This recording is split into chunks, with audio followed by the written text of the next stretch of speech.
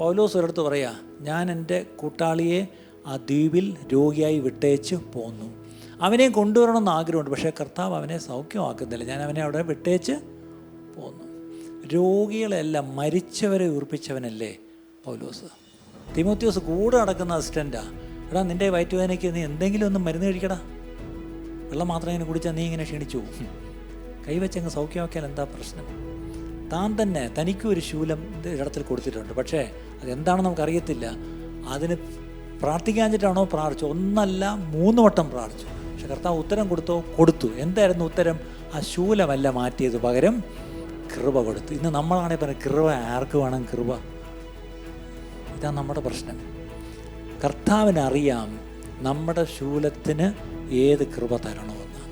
ഇവിടെ ഒരു കാര്യം ഓർക്കണം പ്രിയപ്പെട്ടവരെ, ഇവിടെ miracles were abundant in the early days. ഒരു സംശയം വേണ്ട. അന്ന് കർത്താവിൻ്റെ നാമം എവിടെ പ്രസിദ്ധപ്പെടുത്തുന്നു അവിടെയെല്ലാം കർത്താവ് തൻ്റെ നാമത്തെ വെളിപ്പെടുത്തി തെളിയിച്ചു. ഈ പറഞ്ഞ വചനം സത്യമാണ് എന്ന് അത്ഭുതങ്ങളാലും അടയാളങ്ങളാലും കർത്താവ് തെളിയിച്ചു. ഇന്നും ജാതികൾ അടയാളം കണ്ടല്ലാതെ വിശ്വസിക്കത്തില്ല, അല്ലേ?